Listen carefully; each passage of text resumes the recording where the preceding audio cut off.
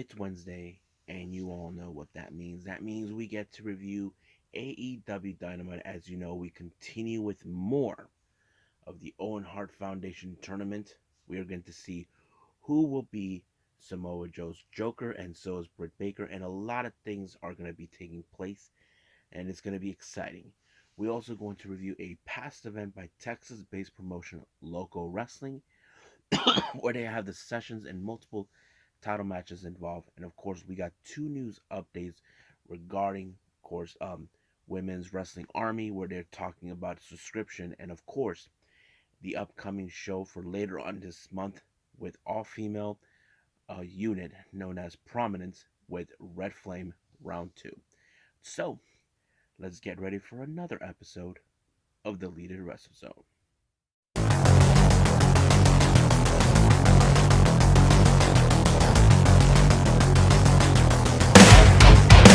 Are you ready? Get up, get up! Get up, get up! Get up, get up! Get up, get up! Get up, get up! Get up, get up!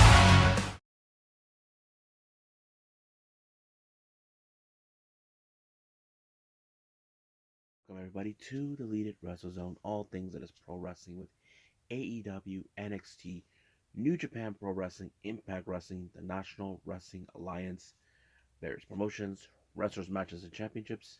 I'm your host, Jay, right here. Give me a minute.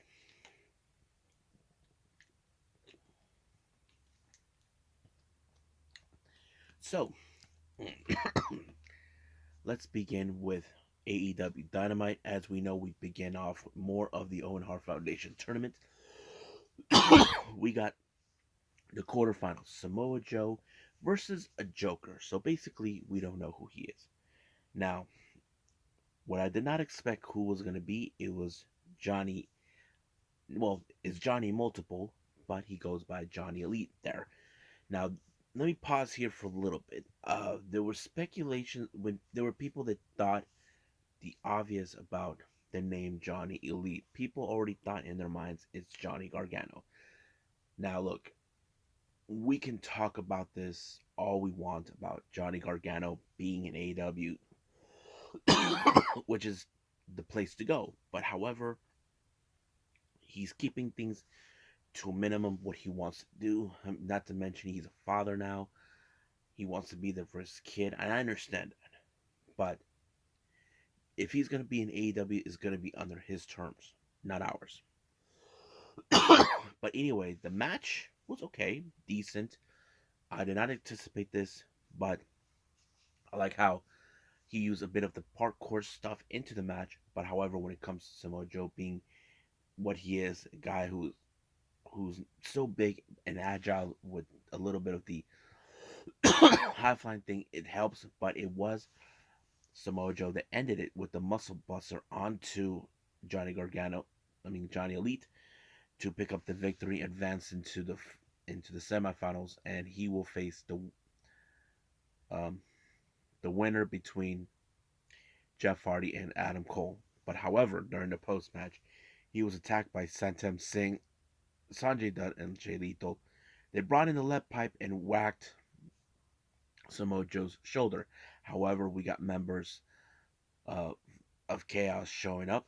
Rocky Romero, Trent Rudd, and Chuck Taylor come to the aid, but it was a bit too late. So we'll see what takes place. Now, speaking of Chaos, Roppongi Vice has announced that they're going to be they want to challenge FTR for the ROH World Tag Team titles. Now, that's going to be interesting too. So we can't wait to see what they're going to do. It's still unclear when that's going to happen. I highly doubt they're going to put that in on Double or Nothing, but we know they're working on a TV deal for Ring of Honor, but we'll find out when.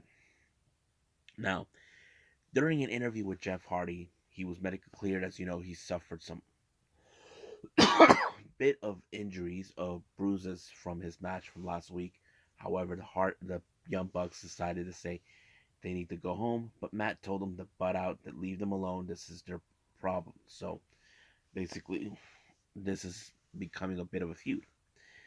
Now, CM Punk comes out and joins the commentary group um, to witness the match between Konosuke Takeshita taking on Hangman. I thought this match was amazing because if you guys know Takeshita, he is one of the youngest wrestlers, even been at the top of the mountain as a top champion in DDT. I mean, what better way to showcase against a champion of a caliber like Adam Page?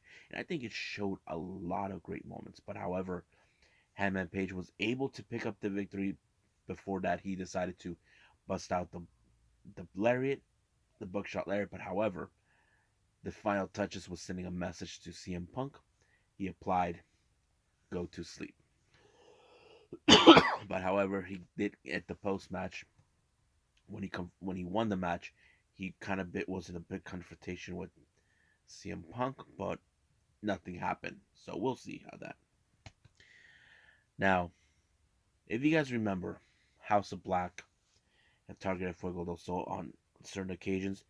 This time, Fuego will not be alone. He has members of the Dark Order, Evil Uno, and Ten. They'll back him up to handle the House of Black. And I'm saying this right now, Dark Order, why can't you just recruit Fuego? You need someone to replace Stu Grayson. I mean, I think that he would be a perfect addition. I mean, come on, Fuego with Dark Order. I'm just saying. Now, our next match, we got Swerve and Keithley taking on the Workhorsemen, Anthony Henry and JD Drake. One thing that was so cool was JD Drake did not want to hear the "Oh, bask in your glory," but do not piss off Keithley. I thought this match was great, but the way it ended, they did the stomp power bomb onto Anthony Henry. But in the pros match, when they won the match, they announced that right now officially they're in the top 5 rankings. But someone had something to say about that, and that is of course Team Taz, Starks, and Hobbs. You know, they don't like the fact that they're here, but however, Jungle Express had other ideas. Christian Cage spoke out saying, how about we turn this into a 3-way match for the AEW World Tag Team titles at Double or Nothing, which we're all for it. But however, before anything, but after that, Christian Cage felt, as you know, what happened to Jungle Boy last week, it wasn't his fault. Swerve had no business being there. So he decided to rectify that wrong by putting Swerve and Starks along with Jungle Boy in a triple threat match, kind of like a preview before we get to Double or Nothing. So that's going to take place next week. Now, our next interview, we have Chris Statlander, who's right across from her former friend, Red Velvet. As you know, Chris made it clear this is nothing personal; it's just business. But once again, Jade Cargill saying that she finally got a leader who can stand beside and try to guide her to where they need to go. But she is confident enough to believe that Red Velvet will win the entire tournament. But we'll see where they're gonna go with that. Now, we had the 10 lashes of Warlow. Now, this is nothing. This was a little different than what we saw with Cody, but however, this one was kind of funny. It reminds me of, if you guys remember the 1990 Street Fighter movie with Jean-Claude Van Damme. There was a moment in that movie where Honda was being whacked with a stick on the back by one of Bison's, torturers. While he was whacking him, he was just, while Balrog was laughing at him, knowing that he like nothing flinched. But in the end of the part of the scene, he did flinch because he would just try not to think of the pain, even though he felt it. And I think that kind of went in a similar situation this thing. But however, MJF couldn't take it.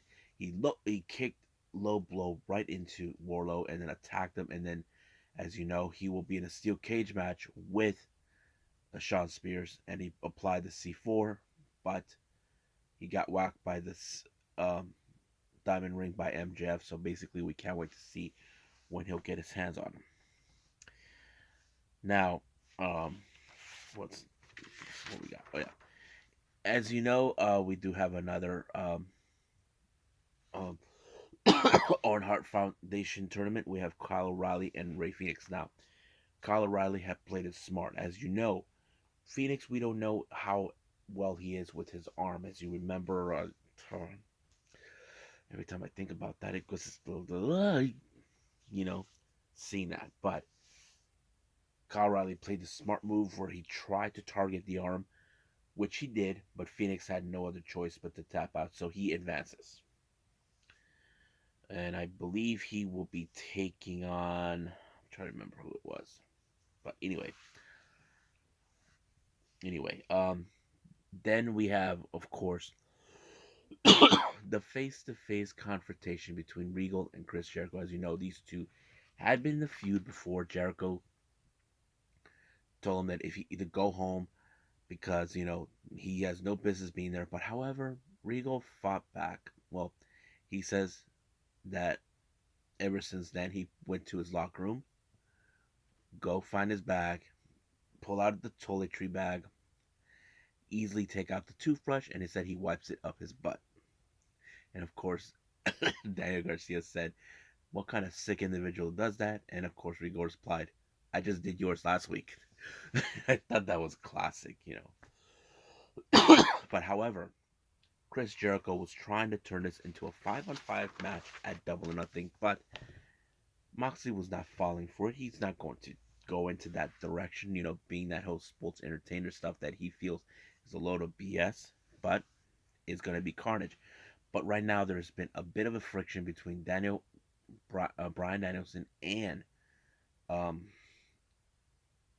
what's his name, Eddie Kingston. But hopefully, Moxley can try to resolve it between the two. As you know, they both are his good friends. Someone needs to just calm down, play peacemaker, and of course, William Regal, I believe, will be that guy.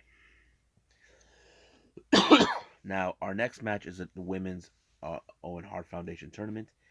Britt Baker versus the Joker, and it turned out to be someone I did not expect, Maki Ito. Now, I was fully aware that Maki Ito was going to be here in the States because she and Miyu Yamashita will be involved with Prestige next week, but it would make sense for her to show up.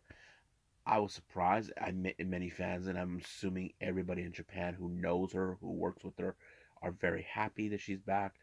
And I think it's kind of cool that maybe fans now get to see her live like it should be. I thought the match was pretty decent, but however, of course, Britt Baker walked out with advancing by applying the lockjaw to Maki. But however, post match, Tony Storm, who looks glance in the eyes, she knows this is her moment that she'll have to challenge Britt Baker to advance into the finals. Now, Tony Schiavone was doing a little promo thing for upcoming events, but Serena Dee once again shows up, feeling that she's been disrespected because basically Tony Schiavone spoke highly of Thunder Rosa, that he strongly believes that Serena Dee will be the one that Thunder Rosa will beat her. But however, she also felt Dustin Rose felt the same way.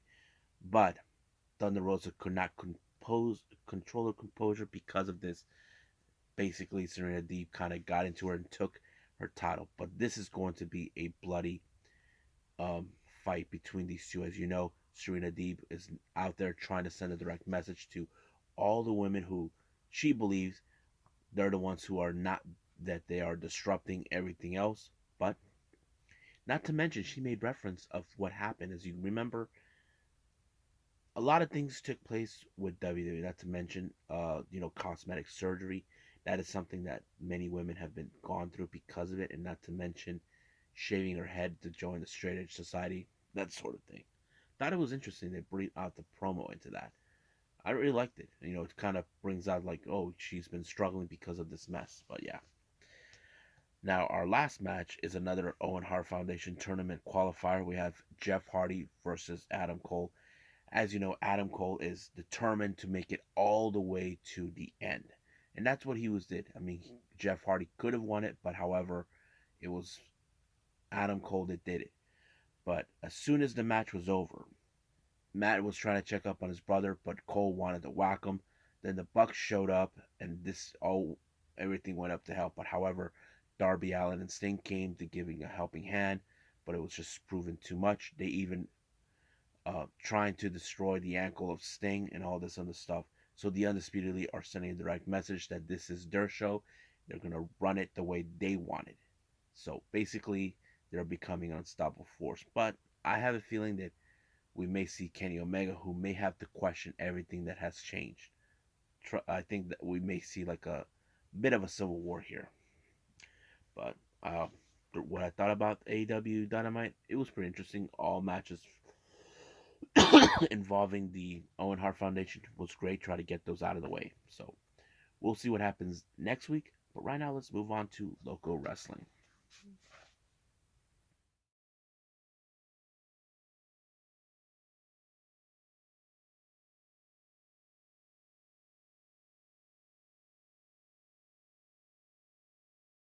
Okay, so we got Loko Wrestling, the session that took place back on April 23rd. It opened up with the new Texas Pro Championship between Akira, the Death Samurai, and of course the Bounty Hunter, Brian Keith. The match was great, great opener. Now, if you guys asking me, wait a minute, isn't this supposed to be from New Texas Pro Wrestling? Why is that going to Loko Wrestling? Well, it was already sanctioned, as you know. They use the same venue, all the promotion itself.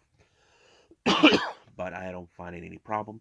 But it was great. But it was Brian Keith that walked out with the pinfall, 1, 2, 3, retaining the title.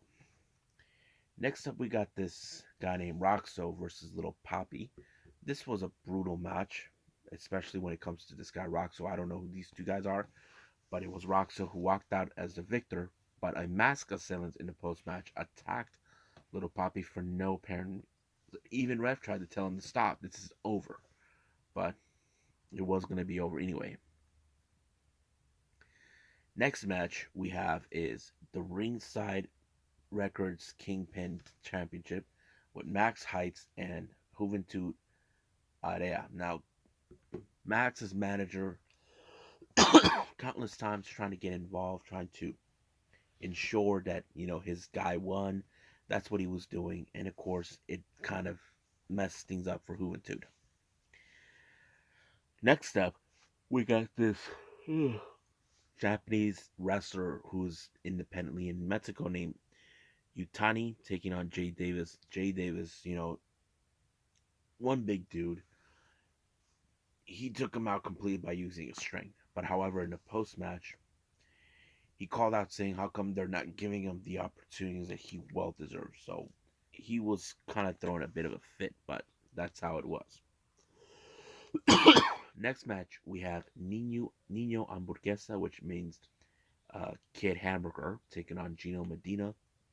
I have to say it was a really interesting match. I was surprised that Gino can pick up a guy like Hamburguesa because the dude is huge. He's possibly not that, I think, less than Sam Stackhouse, but he was a good wrestler. But it was Gino who picked up the victory with the pinfall 1, 2, 3. So I thought it was good. I like it.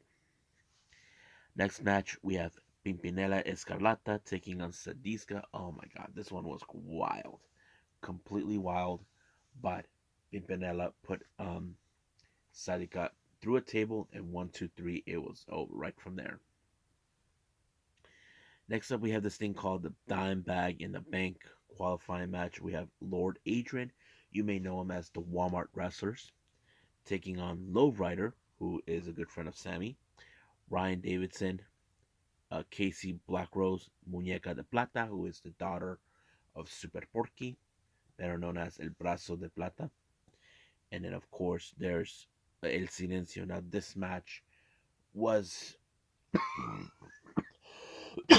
everything that wanted. Now, however, the match was disrupted by the arrival of Jay Davis, who felt that he needs to take an opportunity, and that's what he did. However, the briefcase ended up in the hands of Lowrider, giving him the winning. However, others cannot believe that this guy, Jay Davis, got involved. He should not be involved, but he did anyway. But there's nothing they can do. Our next match, we have the Loko Championship. Our challenger is the former champion, Sam Stackhouse, taking on Heifer Bartek, who took that title off of him, basically being disrespectful. Now, this match was amazing. I like Sam Stackhouse, how he is showing a lot of heart in this match, showing, like, you took everything, I will do everything in my power to get it back. So he was showing that. Things would have gone his way if it wasn't for the appearance of Brian Keith. Now, Keith shows up. Now, I thought, like many fans might have thought, he was going to help Sam Stackhouse, but no, he just decided to help um, Bartek and allow him to win the match. But the match ended with a riot. People were throwing trash and chairs, everything. I don't blame them. I don't. We cannot compare it to what happened with Hollywood Hulk Hogan when Hulk Hogan revealed himself to be the third member of the NWO. So that kind of fits into that, but it's not. But we don't know what's next for Sam Stackhouse, but we are going to be there to support him since I'm a fan of him, and we'll see from there. But right now, I believe it's time for some news updates.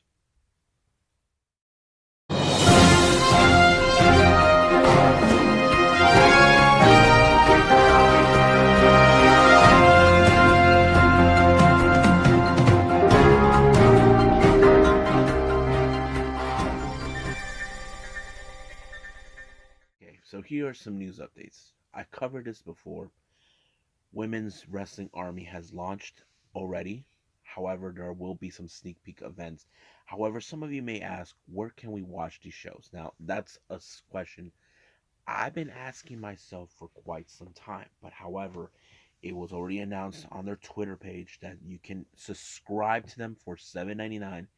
All you got to do is go to their website, Women's Wrestling Army .com, and everything else will be there. I'm not sure how else to put that, but yes. So I think that's it for that one. Now our next one, Prominence has announced for a new upcoming show taking place on May 29th called Red Flame Round 2.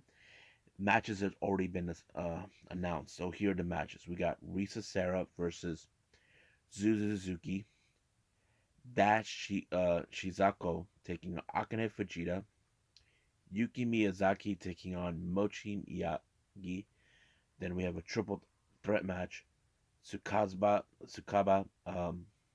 Kaya Kuragato versus Miyako Matsumoto versus Itsuki Aoki. So I'm kind of happy. Now, some of you may ask, where can we see this show? Well, if you have Wrestle Universe, then you can see it there. Now, I have seen many of the Prominence events appear on the WatchProWrestling.live.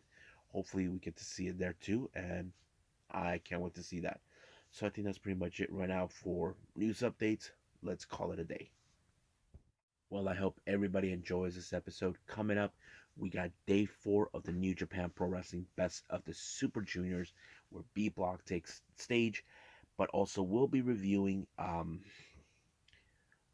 H2O, or should I say Hardcore Hustler Organization, with Sweet Dreams 2 that took place on the 23rd of April. I'm kind of curious to see what took place. But at this moment, I will see you guys in the next DWZ time. Same DWZ channel. I must bid all of you adieu. So, goodbye. Mwah. And have a nice day. Bang.